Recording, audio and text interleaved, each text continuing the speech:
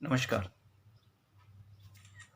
अम, मुझे बहुत तकलीफ़ है, मैं उसके साथ आपके पास आया हूँ। क्योंकि यहाँ पे जो हमारे राजनीतिक पार्टियों के जो नेता हैं, मैं सभी क्या बोलूँगा।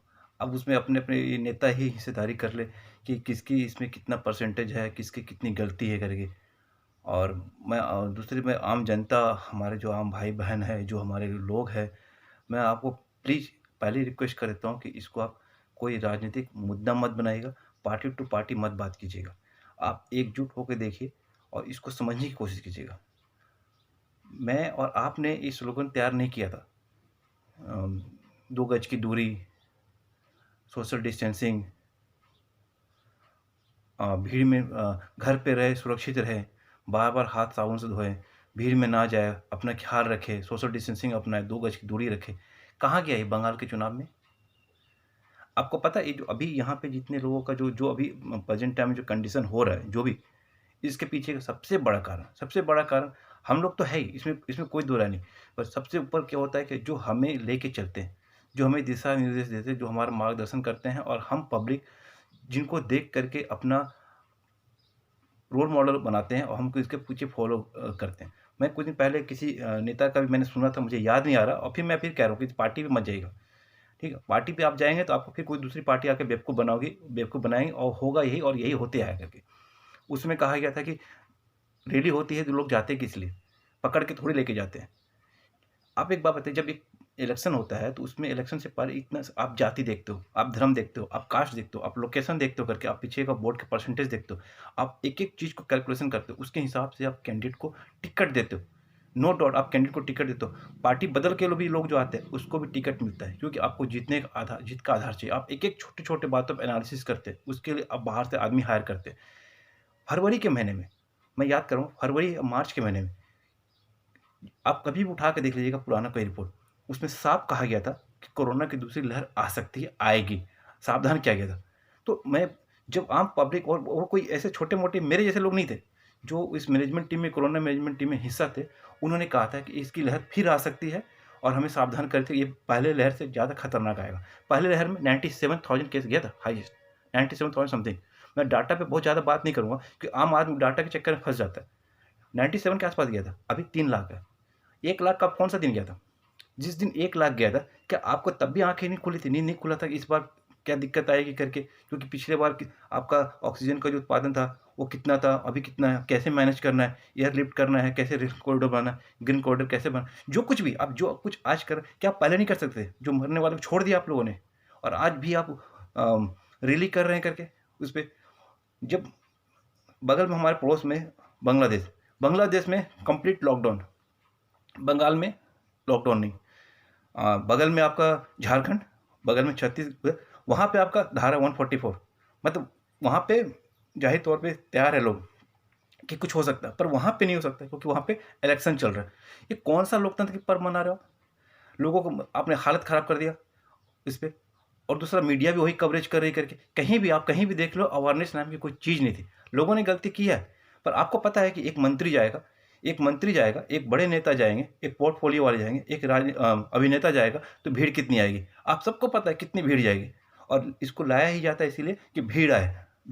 तो अब जब भीड़ आएँगे, आप एक मंच पे इतने लोगों को दिखा रहे हैं, तो लोगों को एक एक आम जनता के पास में क्या विश्वास जा रहा है? एक आम जनता को यही जा रहा है, अरे भाई हमारे नेता, हमारे नेता, नेता मतलब हमारा लीडर वहाँ पे है, तो हम सुरक्षित हैं। ये ऐसा कुछ नहीं आएगा इस बार कोरोना और बहुत ही हल्के में लेकर के चल जाएगा, कुछ होगा नहीं करके।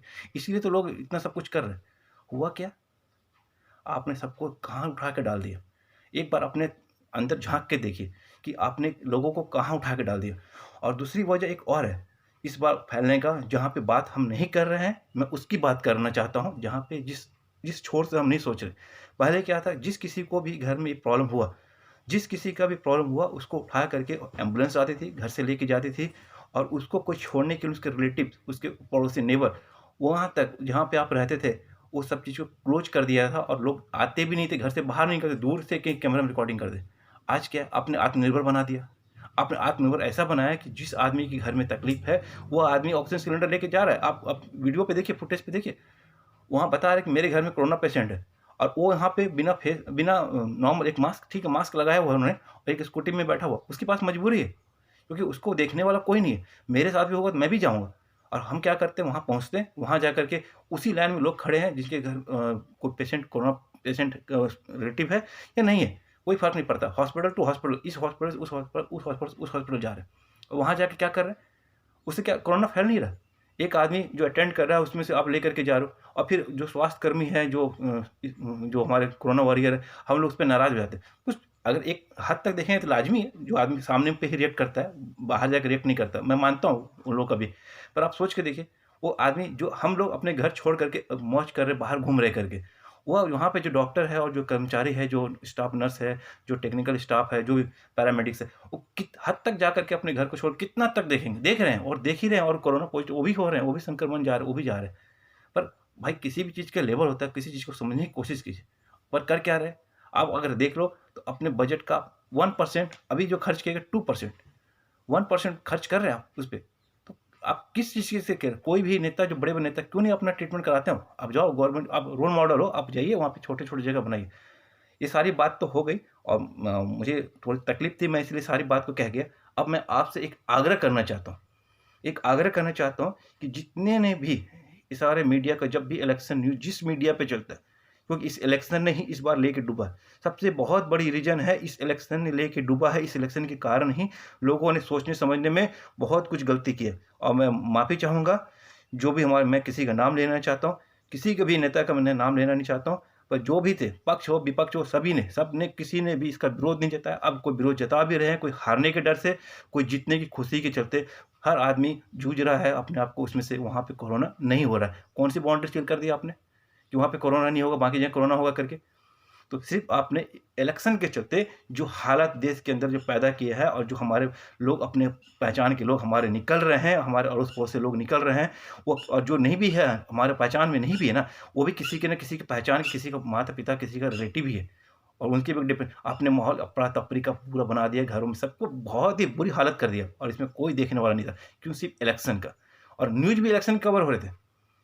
आप इलेक्शन में जाइए, एक माइक 4 नेता शेयर करता है, उसमें कोरोना नहीं फैलता। और जब मैं जानता हूँ कि जब कोई भी आदमी जब बोलते हैं लाल लपेट के साथ में, जब तेज़ी के साथ में, तो उसके मुँह से थूक की कुछ बूँदें वो बाहर निकलती है। उस माइक आप शेयर करते हो, वो स्टेज शेयर करते हो, वहाँ कोई दिक्कत नहीं। पर एक गाड़ी के अंदर आप शेयर कर लो बिना मास्क का, तो उसमें पनिशमेंट, ठीक है, मैं इसमें रूल्स पे, रेगुलेशन पे नहीं जाना चाहता हूँ, पर आप कर क्या रहे हैं? आप कौन-सा रोल मॉडल दिखा रहे हैं? आप लोगों ने इतनी सारी रैलियाँ किया, इतने सारे लोगों को बाहर निकला, हर लोगों को ये लगने लगा कि शायद इस बार इस तरीके की चीज़ें नहीं है। अगर होते तो हमारे नेता, हमारे लोग इस तरीके से रैली नहीं करते, हमें बुलाते नहीं। आपने बहुत अंधकार में रखा है, लोगों के विश्वास के साथ सभी ने खेला है। इसलिए मैं कहना चाहता हूँ, जब भी ये इलेक्शन का न्यूज़ आए, जब भी किसी की भी सरकार बने, बनने दीजिए, वो लोकतांत्रिक परंपरा है, वो बनेगी करके, वो इतना ये भी नहीं कर सकते कि कुछ बहुत चीज़ें खराब हो जाए और अंधकार सा हो जाए, बनने दीजिए। पर आपसे एक रिक्वेस्ट है, आप वो चैनल ही ना देखें जहाँ पे मीडिया ने भी उस चैनल को न्यूज़ दिखाए। आप कभी भी इस इलेक्शन में, जो भी जीते सरकार, ठीक है, जो भी जीते सरकार, वो जीते, वो बनाए। आप कोई भी आदमी न्यूज़ ना देखे, ना ही इस चीज़ से बंद करे, अपना टीवी को बंद कर दे। जब भी न्यूज़ के चैनल पे ऐसी चीज़ें आ रही हो, चुनाव प्रचार के संबंध में, आप चैनल बंद कर दीजिए। इस मीडिया वाले को अगर टीआरपी जब गिरेगा, तब इनको भी समझ में आएगा कि वो कर क्या रहे थे। आपको याद होगा सुशांत सिंह राजपूत का केस, उसमें भी एक मीडिया वाले भागते थे, 20-20, 30-30 मीडिया वाले रोड पे गाड़ी से सर निकाल के, उससे कुछ खराब नहीं हो रही थी, उससे ट्रैफिक नियम का उल्लंघन नहीं हो रहा था। एक-एक आदमी अपने-अपने से पूछ रहा था। ये मीडिया वाले भी किसी एक का न्यूज़, दूसरे न्यूज़ चैनल का न्यूज़ अपने मीडिया पे क्यों नहीं चलाते? अपने चैनल पे नहीं चलाते? उन हर मीडिया वाले को अपना-अपना व्यक्तिगत रूप से अपने-अपने संवाददाता के द्वारा न्यूज़ रिपोर्टिंग होना चाहिए, उसी को चलाएँगे। आप उस समय आप सोशल डिस्टेंसिंग नहीं देखते, आप दूसरे पे भरोसा नहीं करते, तो इसलिए पूरा का पूरा बॉयकॉट करने की कोशिश कीजिए। जो भी मीडिया पे इस तरीके की न्यूज़ चले, इलेक्शन के कंसर्न, टीवी चैनल चेंज कर दीजिए, बंद कर दीजिए, बदल लीजिए, और कोई भी आदमी किसी भी इलेक्शन में मत जाइए आप। आपको वोट देने का राइट है, आपको इतनी समझदारी है, आपको बहुत सारी जानकारी आपको मिल जाएगी। आप इस पे से कभी भी किसी भी रैली में मत जाइए, मत जाइए, मत जाइए कभी भी। मेरा आपसे यही निवेदन है, और जो भी टीवी चैनल उसको चेंज कर दीजिए, बंद कर दीजिए। नमस्कार।